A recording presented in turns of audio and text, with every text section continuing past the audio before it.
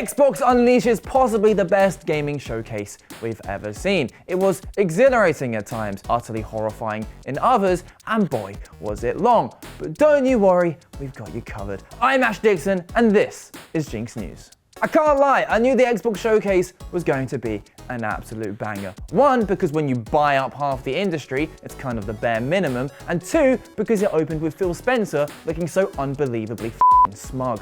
Seriously, he's like the kid at school who sucked at Yu-Gi-Oh!, goes home crying to his rich mummy and daddy, and then rocks up the next day with the 5 pieces of Exodia. And damn, this showcase just kept going, but like, you couldn't even get angry about it, because they kept showing off sick games. And after every single one, we saw the same animation about it being on Game Pass on day one. They could have easily just said at the beginning, look guys, all of these things on Game Pass, day one, and be done with it. But no, instead they ran this thing like 20 times. So, let's talk about the games, shall we? And we've got to open with Doom. Sadly, I couldn't fully appreciate the glorious soundtrack over the sounds of all the fans just frothing out the mouth. Because The Dark Ages clearly takes the exquisite Doom recipe, but with a generous helping of a spicy medieval sci-fi setting. And yeah, just sign me up. If Doom 2016 was the appetizer that put the franchise back on the map and Eternal was like eating a juicy steak, then Dark Ages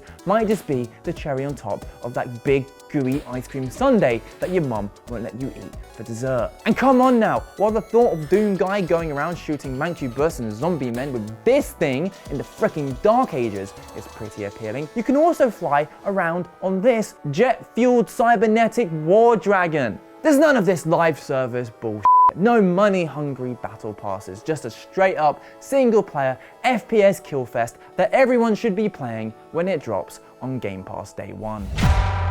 Moving on, and one of the absolute highlights for me was the newly revealed Clair Obscur Expedition 33. It opened with a super intriguing cinematic. Basically, there's some godlike villain called the Paintress who rocks up once a year, paints a number on a tree, and then everyone of that age just dies. Like a malevolent Bob Ross, annually ridding the world of its happy little accidents. Humanity, not being pleased they're the ones being wiped out for once, are not happy with such an arrangement. So you join Expedition 33 to find the Paintress and, I don't know, steal her paintbrush or something. It was an interesting concept to begin with, and then holy moly, they played the gameplay, and oh, to be honest, it's hard to find words that describe just how visually satisfying I found this. Immersive turn-based combat with real-time mechanics and slick animations. Just sign me up. Now don't fret, because this one is actually coming to PS5 too. But also, you guessed it, yeah, there it is, Game Pass day one.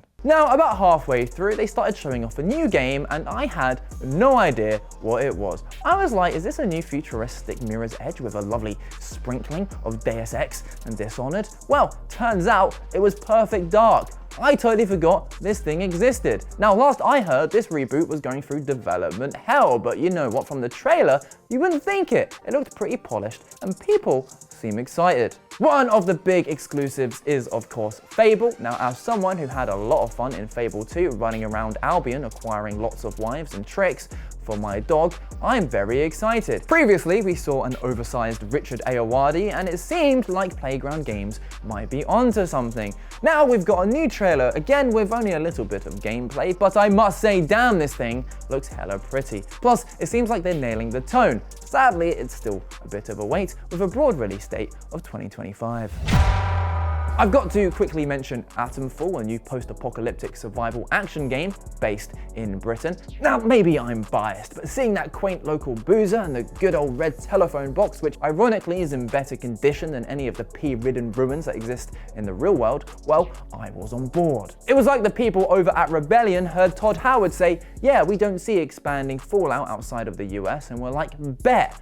And I'm all for it. But it wasn't all orderly queues and Werther's originals. Perhaps the biggest disappointment of the night was the new Dragon Age trailer. I mean, the bar was already very high from the rest of the showcase, and then they came along and showed off what seems to be a trailer for a hero shooter mobile game. Like, what? Who was in charge of this decision? Like, the whole thing just looked strangely cartoony, as if BioWare looked at the franchise and thought, yep, needs more Shrek. Hopefully it's not a complete write-off, and apparently we'll be seeing some gameplay tomorrow. If you wanted brutal, horrifying fantasy though, worry not, because man, did Diablo 4 provide the nightmare fuel. Obviously, it goes without saying that when it comes to cinematics, Blizzard just blows everyone out of the water. These things are just works of art.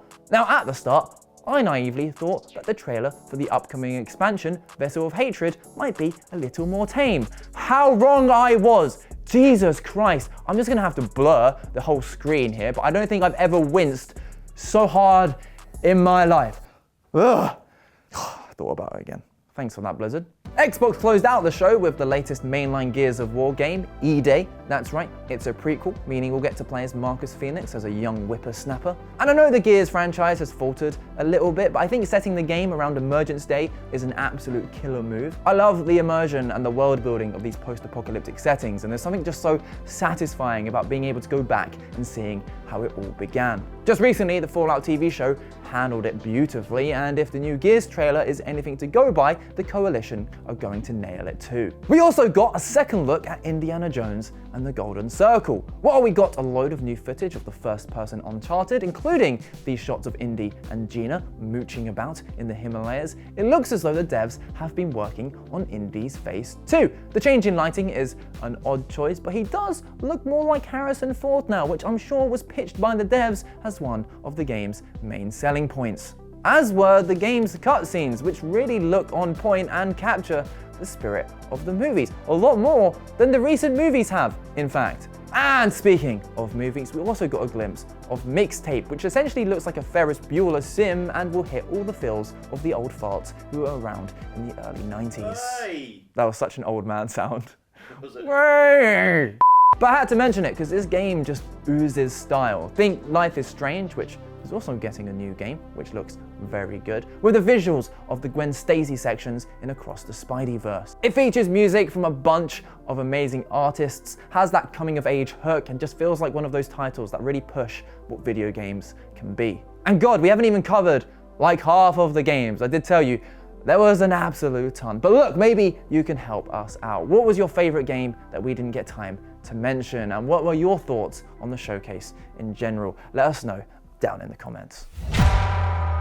As Black Ops 6 got its very own direct, I think it's worth us separating it out and diving into the details. And man, I know Call of Duty is one of those annually regurgitated franchises, and it's hard to get excited about anything that is in its 6th installment of something, but Black Ops 6 actually has a lot to sing and dance about. First up, the whole movement system has been updated in what Activision is calling Omni Movement. It means you can sprint in all directions and you'll roll about while looking around prone, instead of looking like some kind of manic helicopter blade. The campaign's 90s post-Cold War setting is ripe for an interesting spy thriller story, and the missions actually seem to be mixing it up with both stealthier and gung-ho approaches being available. Meanwhile, in multiplayer, it will launch with 16 new maps and a whole ton of new weapons never before seen in Call of Duty. The classic prestige system is back, and it comes with a load of HUD presets so you can finally move about that mini-map. And thank God, round-based zombies are back. The game will launch with 2 maps, Liberty Falls and Terminus, each with their fair share of spicy secrets to uncover. Now, I don't know if this is genuinely looking like the best Call of Duty in years, or if it's just because the incredibly bare bones Modern Warfare 3 set the bar ridiculously low, but either way, for a Call of Duty designed to get everyone jumping on Game Pass, we really couldn't ask for much more. And man, I just feel good. It's exciting to see so many interesting games heading our way. It's also nice to see Xbox doing well after failing for years now. You can keep up the positive vibes by supporting our Patreon. It gives you access to exclusive content and just supports the show. Otherwise, a like and subscribe would just be as sweet. I'm off now, the Download Festival, so dear old Matt will be holding the fort for the rest of the week. He'll be back on Wednesday with some more Jinx news.